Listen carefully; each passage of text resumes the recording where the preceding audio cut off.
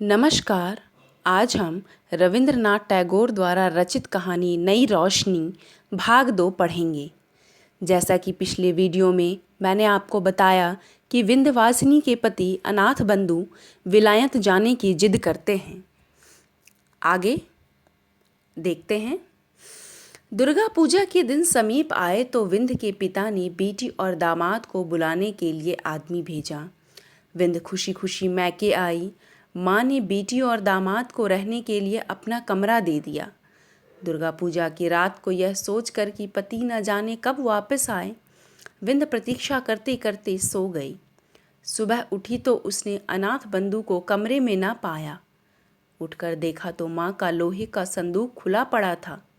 सारी चीज़ें इधर उधर बिखरी पड़ी थीं और पिता का छोटा कैश बॉक्स जो उसके अंदर रखा था गायब था। विंध्य का हृदय धड़कने लगा। उसने सोचा कि जिस बदमाश ने चोरी की है उसी के हाथों पति को भी हानि पहुंची थी। परंतु थोड़ी देर बाद उसकी दृष्टि एक कागज के टुकड़ों पर जा पड़ी। वह उठाने लगी तो देखा कि पास ही कुंजियों का एक गुच्छा पड़ा है। पत्र पढ़ने से मालूम हुआ कि उसका पति आज ही प्रातः जहाज पर सवार होकर विलायत चला गया है। पत्र पढ़ते ही विंध्य की आंखों के सामने अंधेरा छा गया। वह दुख के आघात से जमीन पर बैठ गई और आंचल से मुंह छिपाकर रोने लगी। आज सारे बंगाल में खुशियां मनाई जा रही थीं, किंतु विंध्य के कमरे का दरवाज़ा अब तक बंद था। इसका कारण जानने के लिए विंध्य की सहेली कमला ने दरवाज़ा खटखटाना प्रारंभ किया, किंतु अंदर से कोई उत्तर न मिला तो वह दौड़कर विंध्य की माँ को बुला लाई। माँ ने बाहर खड़ी होकर आवाज़ दी, विंध्य, अंदर क्या कर रही है? दरवाज़ा तो खोल बेटी। माँ की आवाज़ पहचान कर विंध्य ने झट आंसुओं को पोंछ डाला और कहा, माताजी, पिताजी को बुला लाओ। इससे माँ बहुत घबराई। अतः उसने तुरंत पति को बुलवाया। राजकुमार बाबू के आने पर विंध्य ने दरवाज़ा खोल दिया और माता पिता को अंदर बुलाकर फिर दरवाज़ा बंद कर लिया। राजकुमार ने घबराकर पूछा, विंध्य, क्या बात है? तू रो क्यों रही है? यह सुनते ही विंध्य पिता की चरणों में गिर पड़ी और कहने लगी, पिताजी, मेरी दशा पर दया करो, मैंने आपका रुपया चुराया है। राजकुमार आश्चर्यचकित रह गए। उसी हालत में विंध्य ने फिर हाथ जोड़कर कहा, पिताजी, इस अभागिन का अपराध क्षमा कीजिए। स्वामी को विलायत भेजने के लिए मैंने यह नीच कर्म किया है। अब राजकुमार को बहुत क्रोध आया। डांट कर बोले, दुष्ट लड़की, यदि तुझको रुपए की आवश्यकता थी तो हमसे क्यों ना कहा? विंध्य ने डरते डरते उत्तर दिया, पिताजी, आप उनको विलायत जाने के लिए रुपया न देते। ध्यान देने योग्य बात यह है कि जिस विंध्य ने कभी माता पिता से रुपए पैसों के लिए विनती तक न की थी, आज वह पति के पाप को छुपाने के लिए चोरी का इल्ज़ाम अपने ऊपर ले रही है। विंध्यवासिनी पर चारों ओर से घृणा की बौछारें होने लगी। बेचारी सब कुछ सुनती रही, किंतु मौन थी। तीव्र क्रोधावेश की दशा में राजकुमार ने बेटी को ससुराल भेज दिया। इसके बाद समय बीतता गया, किंतु अनाथ बंधु ने विंध्य को कोई पत्र न लिखा और न अपनी माँ की ही कोई सुध-बुध ली। पर जब आखिरकार सब रुपए जो उनके पास थे खर्च हो गए तो वो बहुत ही घबराए और विंध्य के पास एक तार भेजकर तगाजा किया। विंध्य ने तार पाते ही अपने बहुमूल्य आभूषण बेच डाले और उनसे जो मिला वह अनाथ बाबू को भेज दिया। अब क्या था, जब कभी रुपयों की आवश्यकता होती वह झट विंध्य को लिख देते और विंध्य से जिस तरह बन पड़ता अपने रहे सहे आभूषण बेचकर उनकी आवश्यकताओं को पूरा करती रहती। यहाँ तक कि बेचारी गरीब के पास कांच की 2 चूड़ियों के सिवाय कुछ भी शेष न रहा।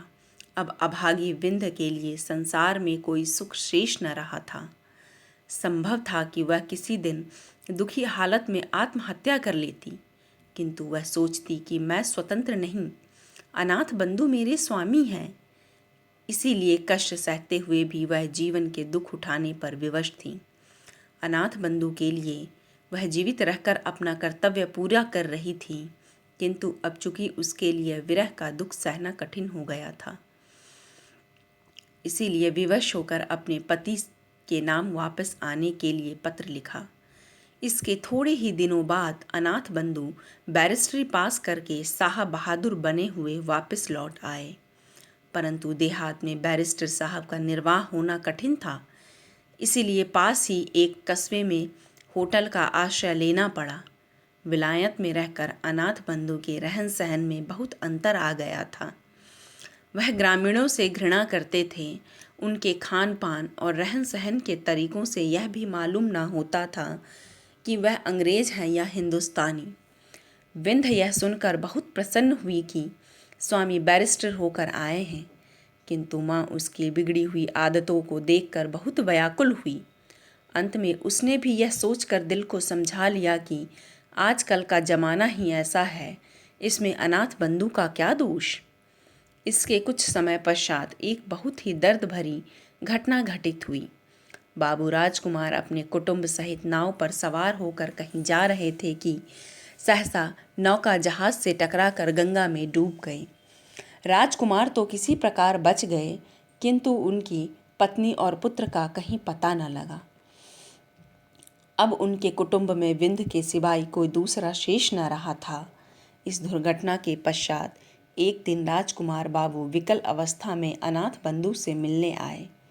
दोनों में कुछ देर तक बातचीत होती रही।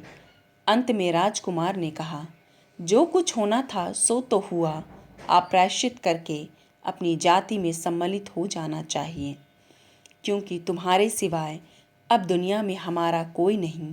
बेटा या दामाद जो भी हो, अब तुम ही हो।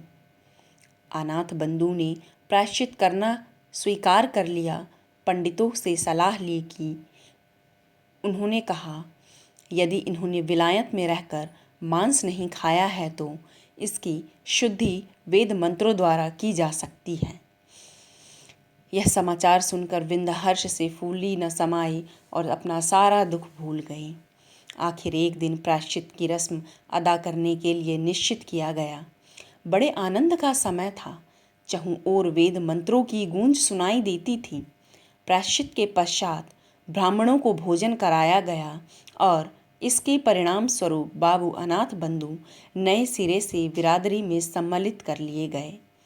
परंतु ठीक उसी समय राजकुमार बाबू ब्राह्मणों को दक्षिणा दे रहे थे। एक नौकर ने कार्ड लिए हुए घर में प्रवेश किया और राजकुमार से कहने लगे, बाबूजी, एक मैम आई हैं। मेम का नाम सुनते ही राजकुमार बाबू चकराए। कार्ड पढ़ा। उस पर लिखा था, मिसेस अनाथ बंधु सरकार।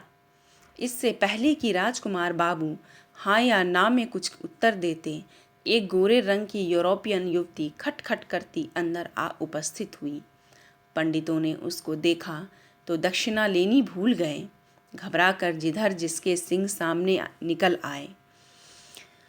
इधर मेम साहिबा ने जब अनाथ बंधु को न देखा तो बहुत विकल हुई और उनका नाम ले लेकर आवाज़ें देने लगी।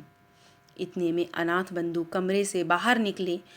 उन्हें देखते ही मेम साहिबा माय डियर कहकर झट से उनसे लिपट गईं। यह दशा देखकर घर के पुरोहित भी अपना बोरिया बांधना संभाल कर विदा हो गए। उन्होंने पीछे मुड़कर भी न देखा। धन्यवाद। कहानी अच्छी लगी तो please like, share and subscribe जरूर कीजिएगा।